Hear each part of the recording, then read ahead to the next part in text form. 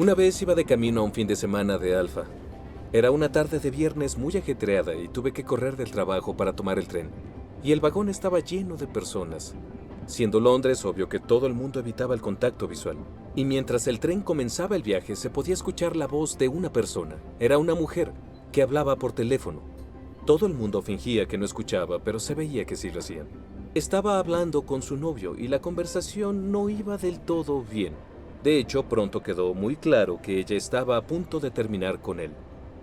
Y su voz aumentaba en volumen y finalmente le dijo algo que nunca he podido olvidar. Dijo: si has vivido en Londres durante 7 años y la única persona que conoces soy yo, no es mi problema. Y le colgó. Es uno de los comentarios más tristes que he oído. Aún en una ciudad tan grande con tantas personas a tu alrededor puedes estar muy solo. ¿Qué me hace sentir sola? El silencio. Tal vez estar con muchas personas que no conozco. No creo que haya algo que en verdad me haga sentir solo. Creo que estoy en una buena situación. Yo me siento sola todo el tiempo, todo el tiempo. Creo que si te sientes solo es porque añoras algo en ti mismo o porque añoras algo en otra persona. Podrías estar con muchas personas y sentirte muy solo, sentirte que a nadie en realidad le importas. Muy en lo profundo de nosotros nos sentimos solos, pero creo que algunos podemos distraernos mejor que otros. La oración es la respuesta a la soledad. Dios es la respuesta a la soledad, yo creo. La respuesta a la soledad... no sé cuál es la respuesta a la soledad.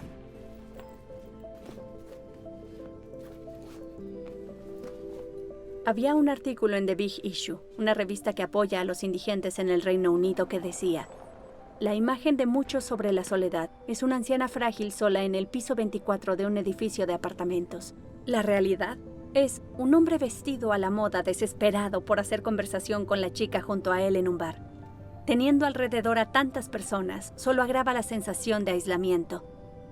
La Madre Teresa dijo: el problema más grave de este mundo no es el hambre, es la soledad. También hay esta soledad cósmica, estar en el mundo de Dios sin vivir una relación con Él. Alguna vez alguien describió la soledad como una nostalgia por Dios, pero lo maravilloso es que cuando tenemos una relación con el Espíritu Santo, con Jesús, nunca estamos solos. Él siempre está con nosotros. Como una forma de introducción al tema del Espíritu Santo, vamos a leer un versículo. En Juan 15:26, Jesús dice: cuando venga el Consolador, que yo les enviaré de parte del Padre, el Espíritu de verdad, que procede del Padre, Él testificará acerca de mí. Jesús dice: Él testificará acerca de mí. El Espíritu Santo no es una cosa, es una persona. No es una fuerza, es una persona, con todas las características de una persona. Tiene intelecto, piensa, habla, puede actuar, puede guiar personas, puede estar consternado y triste, sabe, desea, tiene voluntad, elige y lo más importante, ama. Te ama a ti. Entonces, el Espíritu Santo es una persona. Pero, ¿qué es lo que hace? Jesús lo describe como el Consolador. La palabra griega que usa es parakletos, que significa aquel llamado junto a uno. A veces se traduce como el abogado, aquel que te defiende en un juicio, aquel que reanima, aquel que está a tu lado para alentarte, también el que consuela, a veces el que ayuda. Pero literalmente significa aquel que es llamado junto a uno. Por ejemplo, en el mar Mediterráneo, cuando un pequeño bote tenía problemas, se enviaba un barco más grande que navegara a su lado para guiarlo a salvo al muelle. El barco más grande se llamaba el Parakletos. Hay una historia sobre un hombre de 24 años llamado Alan Anderson que iba en una avioneta. Solo había 2 personas en la avioneta. Eran él, Alan Anderson y el piloto. Y mientras volaban, el piloto de pronto cayó muerto por un infarto cardíaco. Así se encontró a Alan sin experiencia como piloto, solo en la avioneta. Entonces se las arregló para enviar una llamada de emergencia. y un hombre llamado Robert Legg, que era instructor de vuelo, respondió a la llamada de emergencia y logró hablarle mientras volaba a 2000 pies sobre Penhart, cerca de Cardiff, en Gales. Y al mismo tiempo había un entusiasta aficionado a la radio llamado Howard Day, que estaba escuchando la conversación y grabó todo lo que estaban diciendo. Lo primero que Anderson dijo cuando vio que el instructor volaba a su lado fue: «Te puedo ver». A lo que Legg, el instructor, dijo: «De acuerdo, ahora solo escucha mis instrucciones. Toma el acelerador y tira ligeramente hasta que la velocidad disminuya a unas 2300 RPM». Anderson dijo: «¿Pero cuál es el acelerador?». Legg le responde: «Tiene que haber una palanca negra en el centro del panel». «Está bien, solo deja que la avioneta vuele por sí sola». Y Anderson dijo: «Ojalá lo hiciera». Luego Legg dijo: «Lee la velocidad aerodinámica. La velocidad aerodinámica es de 105. De acuerdo, mira a tu lado derecho, ahí podrás verme, así que relájate». Y Anderson dijo: «¿Vamos a descender?». Y Legg le respondió: «Sí, en breve, solo inclínate un poco a la derecha. Nuestro objetivo es llegar a esa amplia pista aérea a la derecha con las luces rojas y blancas. ¿Puedes verla?». «Afirmativo». «De acuerdo, reduce un poco la potencia. ¿Cuál es tu velocidad aerodinámica ahora?». «Alrededor de 100». «De acuerdo, tira muy suavemente la columna de control. Luego cierra el acelerador. Y manténlo así. Tira suavemente y manténlo ahí. Manténlo. Mantén la columna de control atrás. Eso es, y relájate. Ahora, el timón de dirección. Presiona la parte superior del timón de dirección y encontrarás los frenos. Presiona ambos pedales y encontrarás los frenos». «¡No encuentro los frenos!». «Bueno, no te preocupes, tranquilo. Los vehículos de emergencia se encuentran detrás de ti. Permanece en la avioneta y deja que el motor se detenga. Ahora gira la llave a apagado y después sácala. El motor debe detenerse». «¿Ya se detuvo?». «Sí, ya saqué las llaves y se está deteniendo». «Ay, gracias a Dios». «Por nada. Es otro día en el trabajo». Tal vez hay dificultades en tu vida y te encantaría que viniera alguien a ayudarte. El Espíritu Santo es aquel que se acerca a nuestro lado para ser nuestro aliento, nuestro consuelo, nuestro abogado. Jesús nos dice del Espíritu Santo: Él testificará acerca de mí. El rol del Espíritu Santo no es señalarse a sí mismo, sino hacia Jesús. Su rol es ponerse a tu lado y guiarte para tener una relación con Jesús. Ahora, este fin de semana, espero que pasen buenos momentos, comiendo juntos, relajándose, conversando, haciendo caminatas, divirtiéndose. Pero sobre todo, espero que tú puedas experimentar al Espíritu Santo, viniendo a tu lado y llevándote hacia Jesús. ¿A quién me parezco? A mi madre. Creo que a mi padre. Creo que a mi mamá, porque mi mamá es hermosa. Soy una mezcla de mis papás. Es difícil decirlo. No sé si es algo afortunado, pero a mi mamá. Yo me parezco a ambos. Él se parece a su padre. Dicen que a mi mamá. Yo creo que a mi papá, no sé. Muchos me han dicho que me parezco a mi padre. Él no se parece a nadie. No me parezco a ninguno. Eres no. adoptado. Probablemente al cartero. ¿Verdad? Me parezco más a mi madre porque ella es muy inteligente. Tengo la nariz de mi mamá. ¿Los hoyuelos? Seguro mis pectorales. Mis rizos. Mi nariz es ¿Cómo idéntica a la de saberlo? mi padre.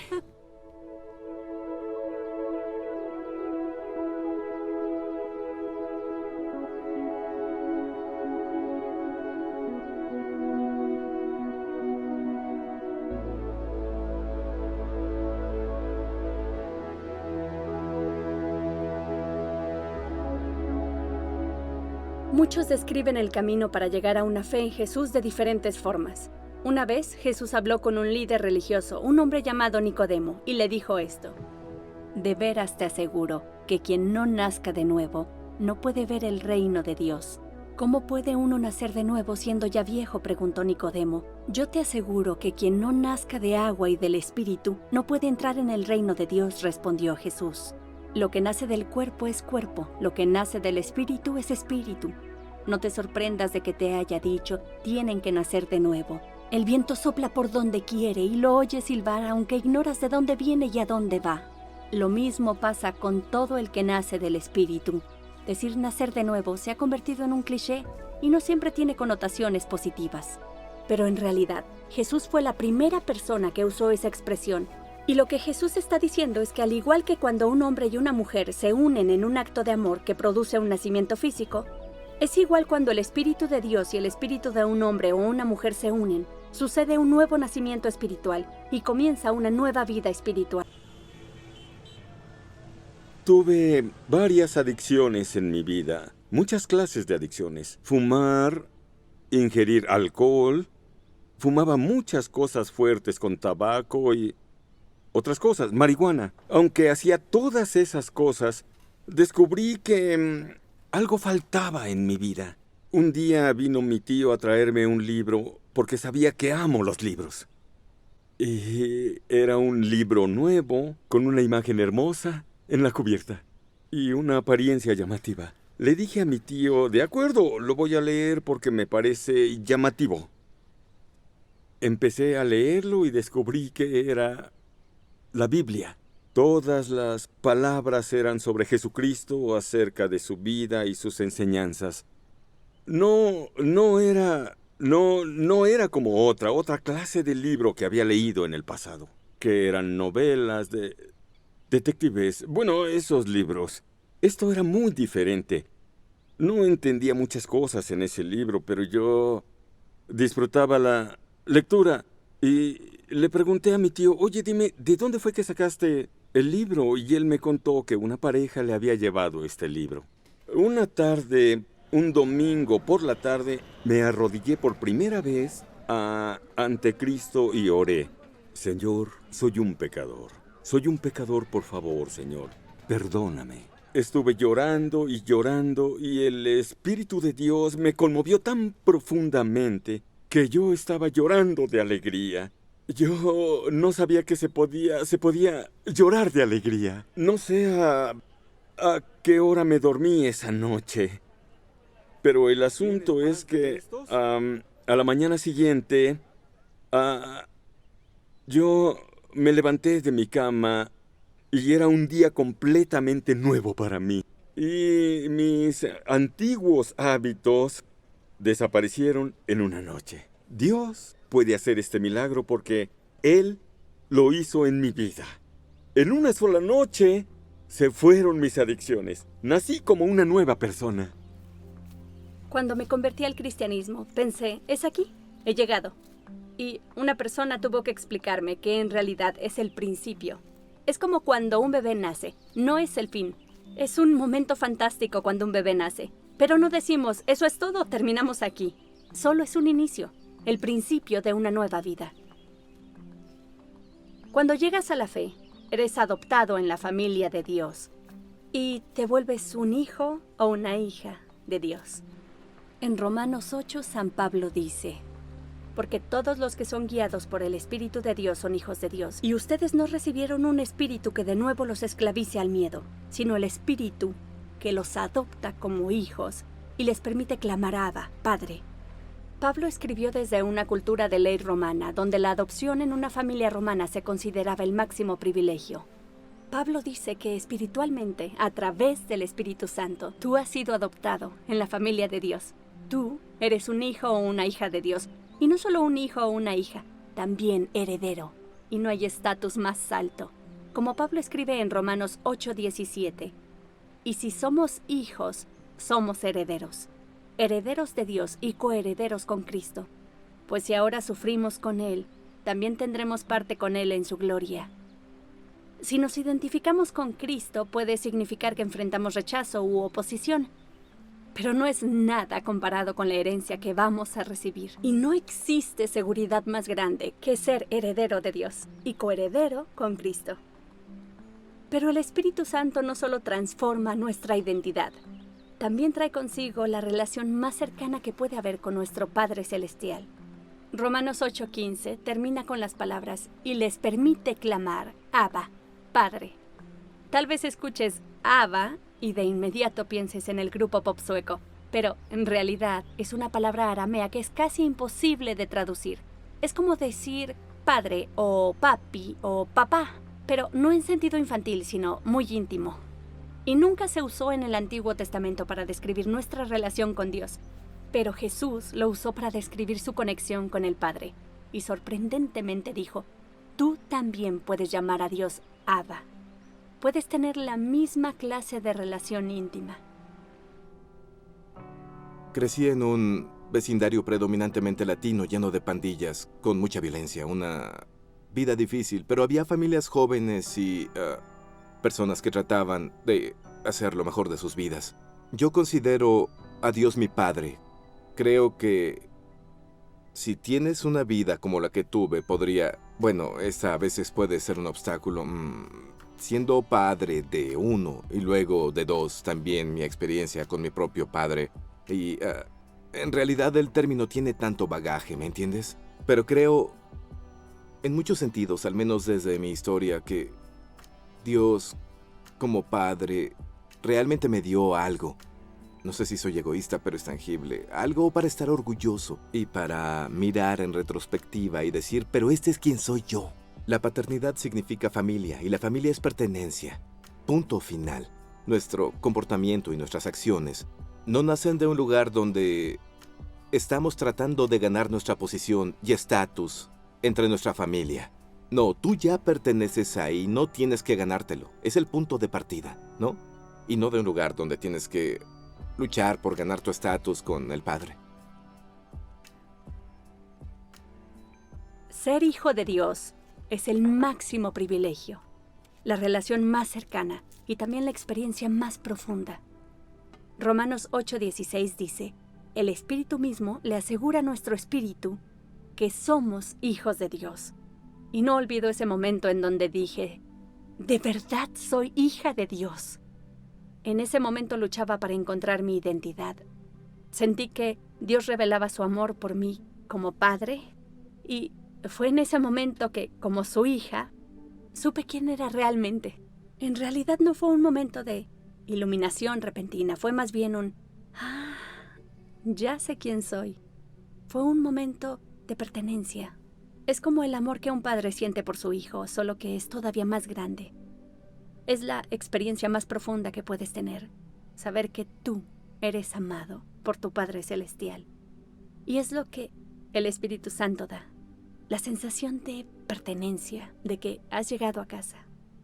Tengo a mi amiga Naomi y es esposa de Steve. Y Steve fue adoptado cuando era niño.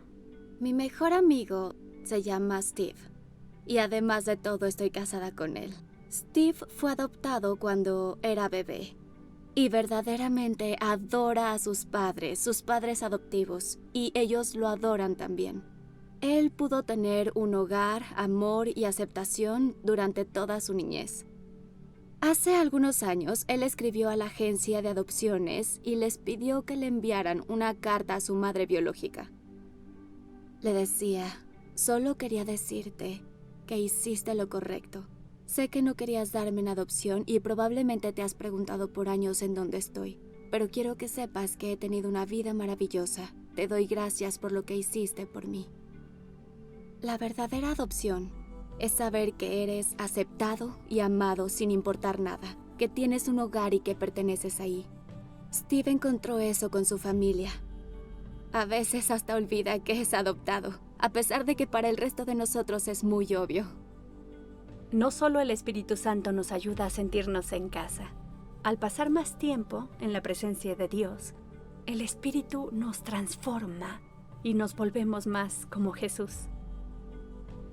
¿Te has dado cuenta que entre más tiempo pasas con alguien, te vuelves más como esa persona?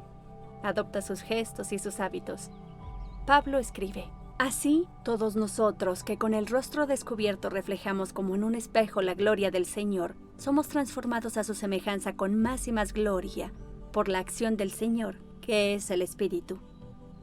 Y al volvernos más como Jesús, el Espíritu desarrolla características en nosotros. El fruto del Espíritu es amor, alegría, paz, paciencia, amabilidad, bondad, fidelidad, humildad y dominio propio. La evidencia de que el Espíritu trabaja en nuestra vida es un amor creciente por Dios y por otros. Está el gozo. El gozo es muy diferente a la felicidad, porque no todos tenemos garantizada la felicidad. Algunas personas tienen vidas muy difíciles y, bueno, todos enfrentamos dificultades. Pero lo que el Nuevo Testamento nos promete es gozo, que es aún más profundo que la felicidad. Y la paz, que no es una paz superficial, sino que a pesar de los problemas, la ansiedad y la lucha, es una paz que sobrepasa el entendimiento. Es como si el Espíritu de Dios trajera una semejanza familiar y, como hijos de Dios, compartimos características de Dios. Es el Espíritu que vive en nosotros quien nos ayuda a crecer en nuestra relación con Dios, para acercarnos a nuestro Padre Celestial. Efesios 2:18 dice, por medio de Él que es Jesús, tenemos acceso al Padre por un mismo Espíritu. Cuando Jesús murió en la cruz, se pudo eliminar la barrera entre nosotros y Dios. Y ahora a través del Espíritu Santo podemos acercarnos a Él, podemos hablar con Él, podemos entenderlo cuando nos habla a través de la Biblia y nos abre la mente para ayudarnos a entender. Yo creía que tenía que entenderlo todo antes de poder creer, pero de hecho es todo lo opuesto. Uno de los más grandes teólogos y filósofos del siglo XI, Anselmo de Canterbury, dijo algo muy famoso, credo ut intelligam, que significa yo creo para así poder entender. Él dijo, no busco en efecto entender para poder creer, sino que creo para así entender. Por lo general, cuando las personas dan ese paso de fe y confían en Jesús, sus ojos se abren para entender la palabra de Dios. Y el Espíritu nos ayuda a desarrollar esta relación. Vengo de una familia muy extraña, pero todos nos amamos, así es como funciona. Saben que me educaron bien, soy una buena chica. Mi madre, a pesar de que me educó como cristiano, me permite ser yo mismo. No era controladora. Lo mejor es que ellos respetan diferentes opiniones. Mi padre sigue pagando todo. Ellos aprecian lo que hago. Lo mejor es que hemos pasado momentos muy, muy difíciles, pero logramos salir sin importar lo grave que sea. No hay presión para ser alguien que no eres. El Espíritu Santo crea unidad en la familia. Efesios 4 dice, esfuércense por mantener la unidad del Espíritu mediante el vínculo de la paz. Hay un solo cuerpo y un solo Espíritu, así como también fueron llamados a una sola esperanza. Un solo Señor, una sola fe, un solo bautismo, un solo Dios y Padre de todos, que está sobre todos y por medio de todos y en todos. El Espíritu mantiene la unidad en las relaciones, en los matrimonios, en la familia y en las amistades, aunque la unidad no siempre es sencilla. Pero San Pablo nos alienta a esforzarnos, y la unidad en la Iglesia es tan importante, igual que la unidad en la Iglesia global, entre católicos y protestantes, ortodoxos y pentecostales. Y lo que nos une es infinitamente más grande que lo que nos separa. Es tan poderoso cuando vemos que diversas partes de la Iglesia tienen una relación. El Espíritu de Dios vive en todo cristiano, sin importar su pasado, color, raza, cultura o confesión. Todos somos diferentes. Cada uno hace una contribución diferente. Cada uno de nosotros tiene un don diferente que le otorga el Espíritu Santo. En la primera a los Corintios 12, 4 al 11, Pablo escribe, ahora bien hay diversos dones, pero un mismo Espíritu. Hay diversas maneras de servir, pero un mismo Señor. Hay diversas funciones, pero es un mismo Dios el que hace todas las cosas en todos. A cada uno se le da una manifestación especial del Espíritu para el bien de los demás. A unos, Dios les da por el Espíritu palabra de sabiduría. A otros, por el mismo Espíritu, palabra de conocimiento. A otros, fe por medio del mismo Espíritu. A otros, y por ese mismo Espíritu, dones para sanar enfermos. A otros, poderes milagrosos. A otros, profecía. A otros, el discernir espíritus. A otros, el hablar en diversas lenguas. Y a otros el interpretar lenguas. Todo esto lo hace un mismo y único Espíritu, quien reparte a cada uno según Él lo determina. Cuando tenía 16, asistía a la iglesia y el celebrante oró para que las personas fueran llenadas del Espíritu Santo y que esto hiciera una diferencia en sus vidas. Y parece extraño ahora, pero una mujer sintió que Dios quería decirme que yo iba a ser una luz en los medios. Entonces esta mujer oró por mí y, en ese momento, sentí al Espíritu Santo de una forma física. Fue sorprendente, me temblaban las manos y sentí una explosión de energía en mi cuerpo. Sentí como calor y frío al mismo tiempo. Era como un calor fresco que salía de mis manos. Era como que sentía el Espíritu de Dios sobre mí.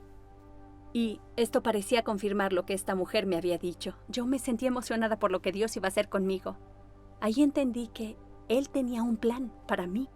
Y ahora, mirando a estos 16 años que he trabajado en los medios, puedo ver con claridad que la promesa de Dios se ha cumplido en mi vida. El Espíritu Santo vive en todo cristiano.